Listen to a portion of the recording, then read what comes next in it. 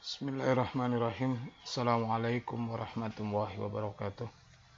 Alhamdulillahirabbil alamin. Untuk perkuliahan pada pagi hari ini, pagi dan siang hari ini, tanggal 4 bulan Juni 2020, materi kita di pertemuan 14 tentang kode etik pegawai pemasyarakatan atau etika pegawai pemasyarakatan. Yang perlu kita ketahui, posisi pegawai pemasyarakatan itu dia berada di bawah Kementerian Hukum dan HAM. Meskipun seperti itu, tidak semuanya pegawai di bawah Kementerian Hukum dan HAM itu sebagai pegawai pemasyarakatan. Maka pegawai pemasyarakatan adalah pegawai pemasyarakatan itu salah satu unsur dari Kementerian Hukum dan HAM dengan berbagai macam tugasnya. Ini makanya di sini saya sampaikan ini logonya Kementerian Hukum dan HAM. Pegawai pemasyarakatan di bawah Direktorat Jenderal Kemasyarakatan. Ini logonya beda. Ini Direktorat Jenderal Pemasярakatannya. Ini Kementerian Hukum dan HAM, dan Direktorat Jenderal Pemasyarakatan itu bagian kecil atau bagian sub tugas dari Kementerian Hukum dan HAM dengan pegawai-pegawai yang memang berkecimpung di dunia atau kemudian di lembaga pemasyarakatan, atau mungkin yang dulu sering kita kenal dengan lapas, lembaga pemasyarakatan. Kalau dulu misalnya penjara dan seterusnya yang biasa dikenal orang. Tapi kenapa kemudian filosofinya kan berbeda? Lembaga pemasyarakatan dengan kemudian kalau kita hanya menyebutnya sebagai tempat bui, tempat narapidana, tempat penjara dan seterusnya. Kalau dulu ada penjara Sukamiskin, ada penjara yang di Cilacap itu di Nusa Kambangan, sekarang namanya lebih dikenal dengan lembaga pemasyarakatan. Harapannya agar para terpidana yang sudah dijatuhi hukuman oleh pengadilan itu ketika keluar dari pidananya, setelah menyelesaikan pidananya, agar kemudian dia kembali ke masyarakat, itu kembali sebagai bagian dari masyarakat itu sendiri. Artinya dia harapannya kan tidak lagi dikucilkan, tidak lagi kemudian dianggap sebagai orang yang pernah berbuat jahat dan selamanya dia akan berbuat jahat. Maka filosofinya adalah mereka di masyarakatan, di LP, dibina, diberikan pembinaan, baik pembinaan keagamaan, pembinaan usaha, dan lain-lainnya, agar kemudian setelah keluar mereka bisa bersosialisasi dan kembali ke masyarakatnya di awal sebelum mereka masuk di LP. Ini pegawai-pegawai. Ini diantar ini foto pelantikan pegawai pemasyarakatan atau biasa kita kenal dengan sipir lapas. Ini posisinya maka posisinya itu begini. Ini berbagai macam narapidana yang ada di LP, begitu banyak, petugasnya hanya sebagian kecil saja. Maka ini perlu yang namanya bagaimana caranya agar pegawai pemasyarakatan itu bisa menjaga integritasnya, bisa menjaga moralnya di antara berbagai macam kepentingan, baik kepentingan pribadinya atau kemudian kepentingan organisasinya. Maka mereka diberikan yang namanya etika pegawai pemasyarakatan. Harusnya seperti apa, yang tidak boleh juga seperti apa. Di antara ribuan narapidana atau warga binaan. Biasanya sekarang bukan disebut sebagai napi misalnya, tapi lebih disebut dengan warga binaan. Nah, ini warga binaan lembaga pemasyarakatan. Mereka adalah terpidana yang dibina oleh lembaga pemasyarakatan dan di dalamnya disebutnya sebagai warga binaan. Ini warga binaannya. Ya, bagaimana cara membinanya dan seterusnya.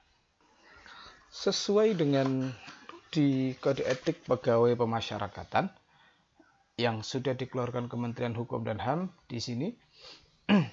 Peraturan Menteri Hukum dan Hak Asasi Manusia nomor M.HH atau Menteri, itu kodenya Menteri Hukum dan HAM nomor 16 KP.0502 tahun 2011 tentang kode etik pemasyarakatan. Yang disebut dengan pegawai pemasyarakatan adalah diantaranya adalah pegawai negeri sipil di lingkungan Kementerian Hukum dan Hak Asasi Manusia yang menjalankan tugas dan fungsi di bidang kemasyarakatan, di bidang pemasyarakatan. Ini salah, bukan kemasyarakatan, atau lebih di bidang pemasyarakatan. Jadi mulai dirjennya, pegawai pemasyarakatan itu mulai direktorat jenderalnya sampai kalau di Kanwil Kementerian Hukum dan HAM itu seksi pemasyarakatan, itu semuanya masuk di dalam kategori pegawai pemasyarakatan. Maka mereka ini pegawai pemasyarakatan ini tunduk dan patuh pada etika pegawai pemasyarakatan. Yang disebut dengan kode etik pegawai pemasyarakatan adalah pedoman sikap, tingkah laku, salah ketik, atau perbuatan pegawai pemasyarakatan dalam pergaulan hidup sehari-hari guna melaksanakan tugas dan fungsi pelayanan pembinaan. Bagaimana kemudian mereka pegawai pemasyarakatan itu dalam rangka fungsinya, fungsi melayani atau pelayanan, fungsi membina, dan juga fungsinya membimbing. Ada 3 fungsi yang dilaksanakan oleh pegawai pemasyarakatan itu.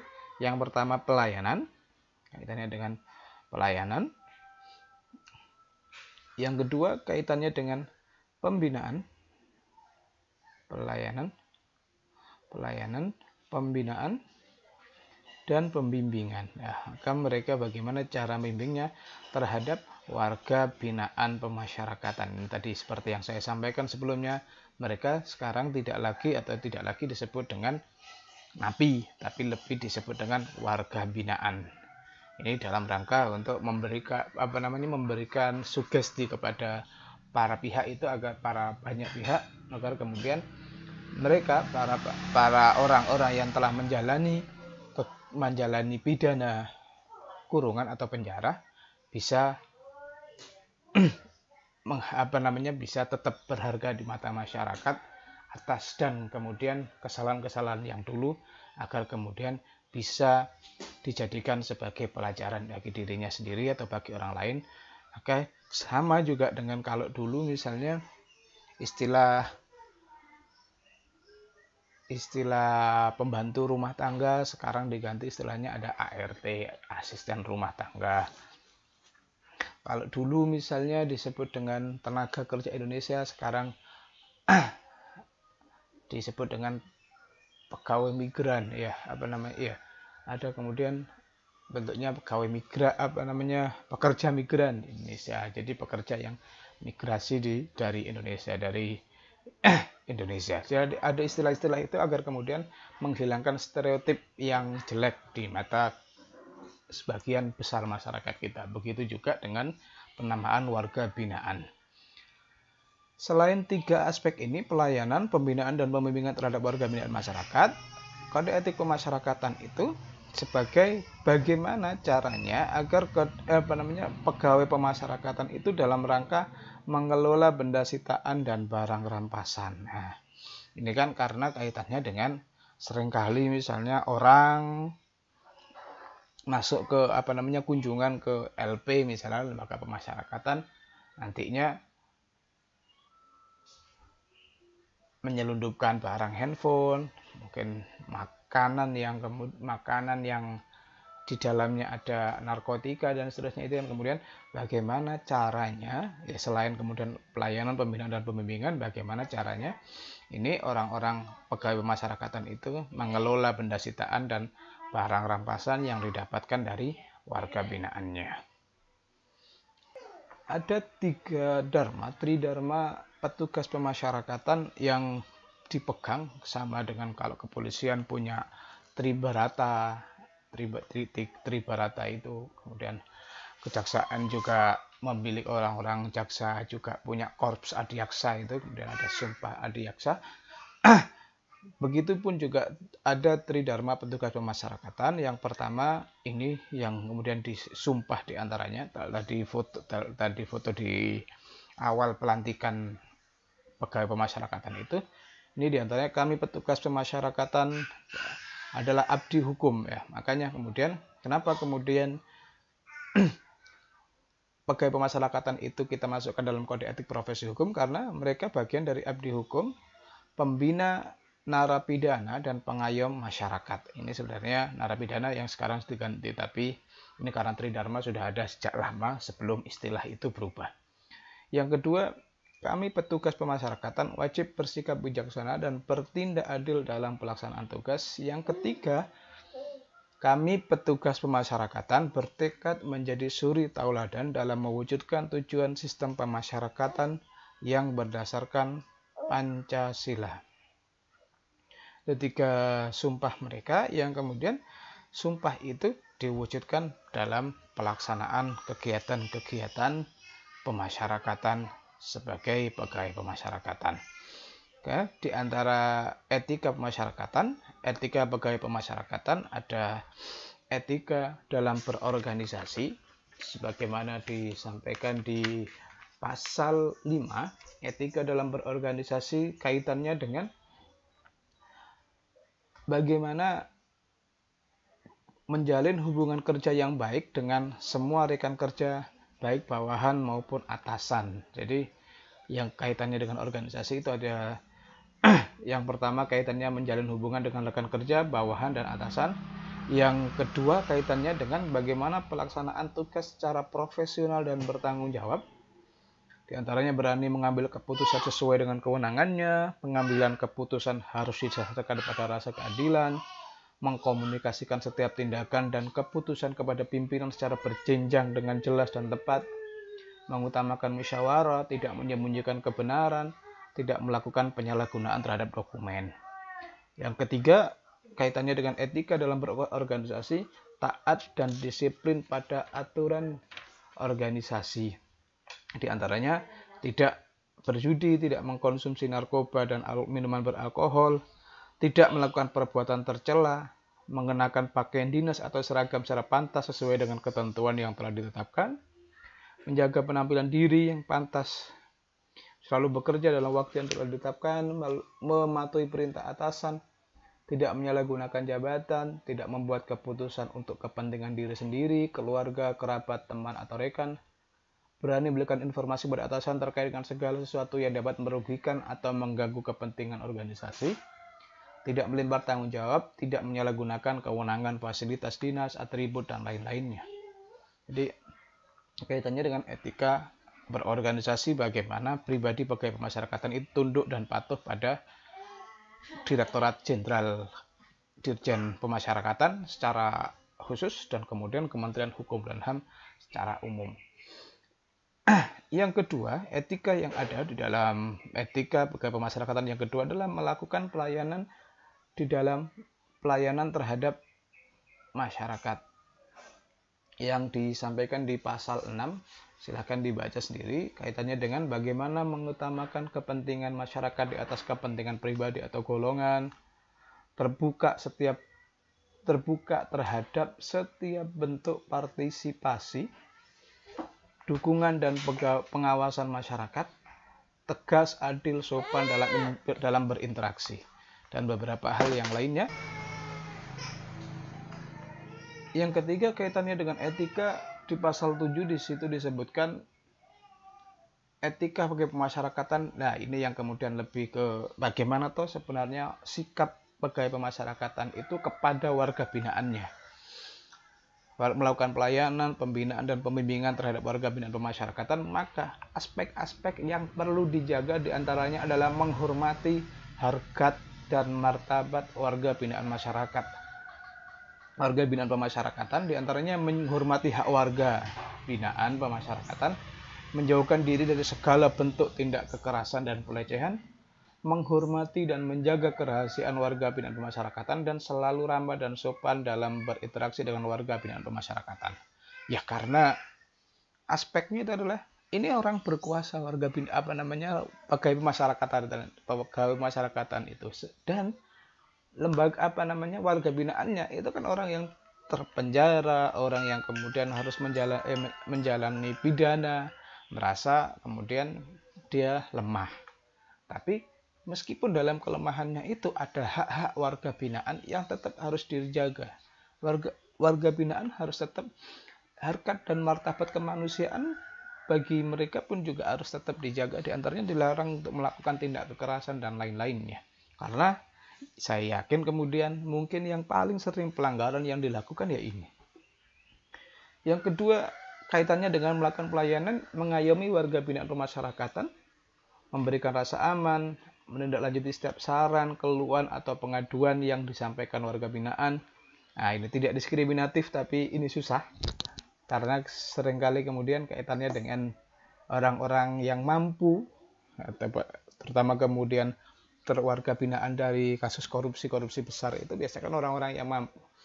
Dan pegawai pemasyarakatan ya pegawai yang ya kita bukan ngomong pegawai rendahan, artinya pegawai yang masih levelnya jauh dari unsur jabatan, ya dia karena pelaksana. Nah, model-model terhadap tidak diskriminatif itu susah. Ya seperti kita tahu misalnya ada kemudian pegawai warga binaan yang kemudian diberikan akses untuk keluar masuk LP dan seterusnya, itu kan ya karena dia memberikan sesuatu kepada pegawai pemasyarakatan. Yang ketiga dari aspek ini, tanggap dalam bertindak, tangguh dalam bekerja, dan tanggon dalam berkepribadian. Yang keempat, bijaksana dalam bersikap, di antaranya menggunakan akal budi, memberikan perhatian khusus terhadap warga binaan yang berusia lanjut, misalnya wanita, anak-anak, atau penderita, atau kemudian warga binaan yang mengalami cacat fisik ataupun psikis dan seterusnya. Itu kaitannya dengan pembinaan, bagaimana kemudian mereka harus tetap, warga binaan itu adalah manusia, meskipun manusia yang hak-haknya tidak secara utuh ada pada dirinya, ada pada diri warga binaan, tapi mereka tetap manusia. Bagaimana cara memperlakukan itu diatur dalam etika, dalam melakukan pelayanan, pembinaan, dan pembimbingan terhadap warga binaan pemasyarakatan. Yang keempat, kaitannya dengan bagaimana etika dalam melakukan pengelolaan terhadap benda sitaan dan barang rampasan. Paling sering kemudian barang sitaan yang kemudian masuk ke LP itu kemudian ya bagaimana caranya mengelolanya, benda-benda sitaan dan barang rampasan. Yang pertama di pasal 8 pada di huruf A misalnya, teliti dan cermat dalam menilai barang sitaan dan barang rampasan. B. Mengambil tindakan secara tegas terhadap setiap bentuk ancaman. Mampu menilai 3 atau C. Mampu menilai kondisi yang dapat menimbulkan rusaknya benda sitaan dan barang rampasan. Keempat, D. Tidak tergoda untuk melakukan hal yang bertentangan dengan norma moral dan hukum. E. Menguasai keahlian dalam melaksanakan tugas. Yang F. Menjaga kewaspadaan dan kehati-hatian. Dan G. Tidak memanfaatkan benda sitaan dan barang rampasan tanpa hak untuk kepentingan pribadi.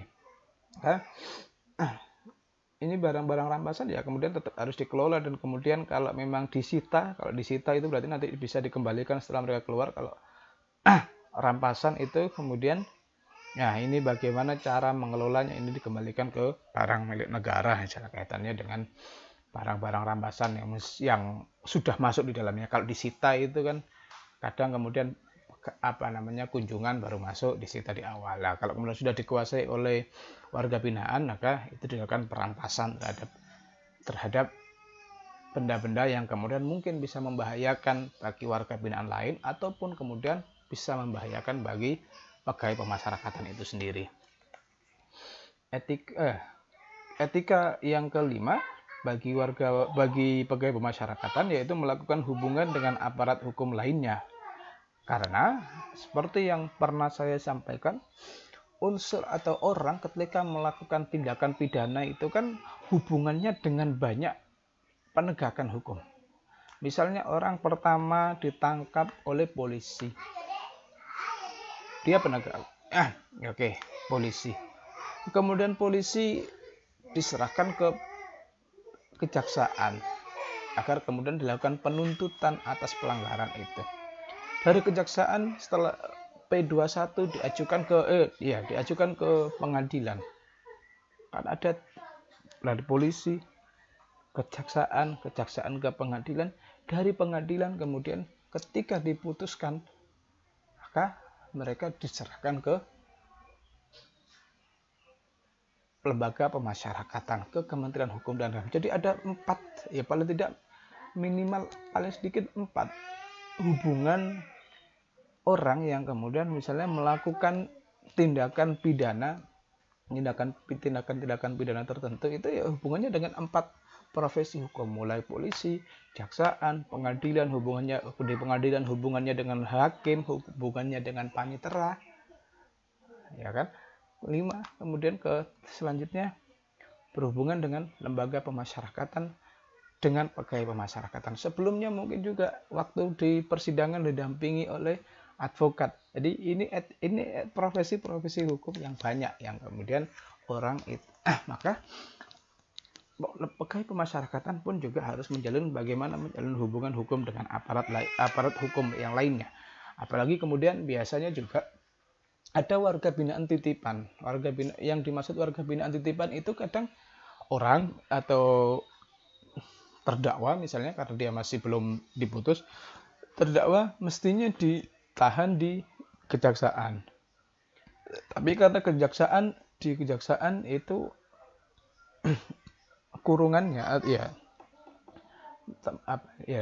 bukan kurungan, masih belum kurung, atau kemudian ya tempat penahanannya itu tidak cukup, kadang kemudian sudah ditaruh di LP, ini yang kemudian disebut dengan warga binaan titipan. Bukan misalnya di LP Medaeng misalnya, itu ada selain warga binaannya LP Medaeng sendiri, ada kemudian titipan kejaksaan tinggi, ada kemudian titipan dari Kejaksaan Negeri Surabaya misalnya dititipkan di sana karena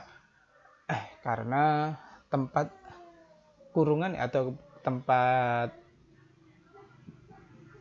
penahanannya itu masih tidak memenuhi sudah tidak mencukupi. Karena beda nanti kita bicara, kalau penjara itu sudah pidana, tahanan kalau masih ditahan itu kan masih belum dia belum masuk di belum dijatuhi putusan hukum tetap biasanya. Nah, tahanan itu tahanannya kepolisian, tahanan kejaksaan, tahanan KPK.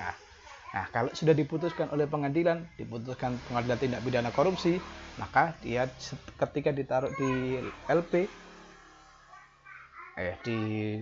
LP maka sudah masuk dalam warga binaan pemasyarakatan itu. Oke. Yang terakhir kaitannya dengan bagaimana etika dalam berkehidupan bermasyarakat,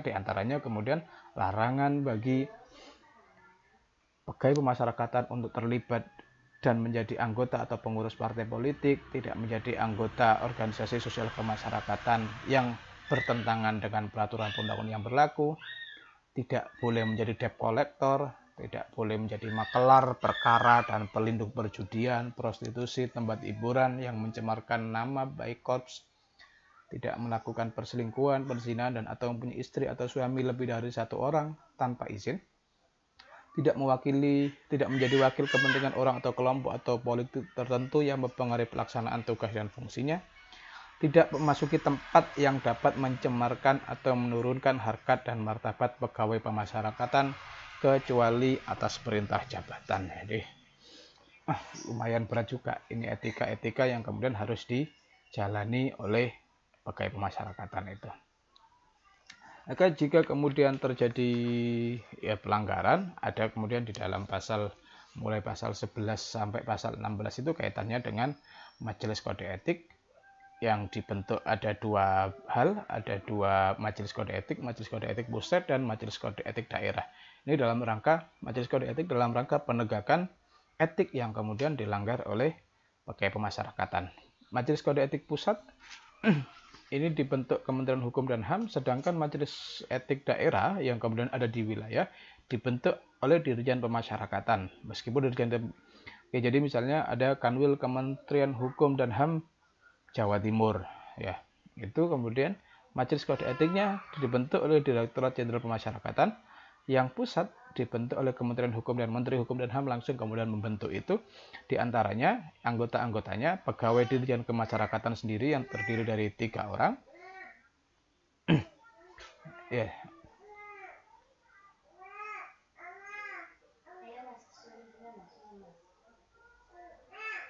Dari 4 orang dari Dirjen, ini ada 5 dari Majelis Kode Etik Pusat itu terdiri dari 5 anggota yang merangkap ada kemudian ketuanya, ada kemudian sekretaris dan anggota. 1 orang ketua merangkap anggota, 1 orang sekretaris merangkap anggota, dan 3 orang anggota yang komposisinya 4 orang dari Direktorat Jenderal dan 1 dari Irjen, Inspektorat Jenderal. Inspektorat itu pengawas. Yang kedua, kalau di majelis etik daerah yang kemudian pelanggaran itu dilakukan oleh LP binaan di daerah, maka ini dibentuk oleh Dirjen. Kemudian yang menjadi ini jika pelanggaran dilakukan oleh pegawai pemasyarakatan wilayah. Kalau ini jika kemudian pelanggaran dilakukan oleh pegawai Dirjen Pemasyarakatan atau pejabat eselon 2 setingkat kasubag dan seterusnya, itu ini masuk di eselon 2. Pegawai pemasyarakatan wilayah yang kemudian ini dari divisi pemasyarakatan di Kanwil Kementerian Hukum dan HAM, dan 1 dari Dirjen. Kalau ini dari Jakarta, ini dari Kanwil Kementerian Hukum dan HAM. Kalau ini semuanya dari orang di Jakarta, dari Inspektorat, dan 4 orang dari Direktorat Jenderal. Ini susunan majelis kode etiknya. Nah, di antara sanksinya, ini sanksi pegawai masyarakat yang melanggar kode etik dikenai sanksi moral. Lebih banyak ya. Maka kemudian kemarin ketika saya menyampaikan judul di rencana artikel itu kan bagaimana sebenarnya agar kemudian kode etik itu lebih tidak hanya kaitannya dengan sanksi moral. Karena di sini diantaranya ya lebih banyak sanksi-sanksinya lebih ke sanksi moral yang diterima. Meskipun begitu, ada kemudian sanksi administratif mungkin berupa pemecatan dan seterusnya, dan juga kemudian jika terbukti melakukan pidana maka dilakukan pemidanaan. Ini masuk di dalam ini. Jadi pelanggaran atas etika yang kita sebutkan tadi ada 6 etik tadi, maka bisa dikenai sanksi moral. Dinyatakan tertulis oleh pejabat pembina kepegawaian dan pernyataan terbuka atau pernyataan secara tertutup ke khalayak ramai, atau kemudian hukumannya itu sanksi moralnya dinyatakan secara terbuka atau secara tertutup, itu tergantung dari hasil persidangan di persidangan etik. Ini beberapa contoh sidang majelis etik di beberapa Kanwil Kementerian Hukum dan HAM. Oke. Ini di Semarang di Jawa Tengah, Kanwil yang digelar di Jawa Tengah. Ini di Kepulauan Riau, kalau tidak salah di Kalimantan. Ini diantaranya ada yang kemudian lebih banyak dijatuhkan hukuman etik atau hukuman sanksi moral yang tidak sampai pemecatan, tapi kemudian ditambahi dengan sanksi administratif, misalnya dengan penundaan kenaikan pangkat dan seterusnya. Ada 1 yang atas pelanggaran etik yang dijalani ternyata berkaitan dengan pidana, maka setelah dijatuhi hukuman etik mereka dilanjutkan melalui prosedur yang berlaku, diantaranya kemudian dilakukan persidangan atas pelanggaran pidana. Demikian yang bisa saya sampaikan terkait uraian sedikit tentang etika pegawai pemasyarakatan. Tadi saya cukup sekian, mungkin nanti disambung dengan diskusi dan seterusnya, karena baru-baru ini juga ada banyak pelanggaran-pelanggaran yang terekspos. Di antaranya mungkin nanti mungkin karena gini, contohnya misalnya ada YouTuber kemudian Fardian Paleka. Itu dia tidak itu masih belum masuk di lembaga pemasyarakatan, masih masuk di kepolisian. Maka yang kemudian disidangkan etik dan seterusnya itu orang kepolisian sendiri. Mungkin juga nanti kaitannya dengan kemarin misalnya siapa itu Bahar bin Smith itu, kemudian yang kemudian sudah dilepaskan akhirnya kemarin ada pembebasan bersyarat karena ada corona dan seterusnya, kemudian ditarik lagi, dianggap kemudian menyalahi aturan asimilasi. Nah, itu kemudian mungkin nanti kita bisa diskusikan tentang beberapa hal itu. Demikian dari saya, ihdinas siratal mustaqim. Assalamualaikum warahmatullahi wabarakatuh.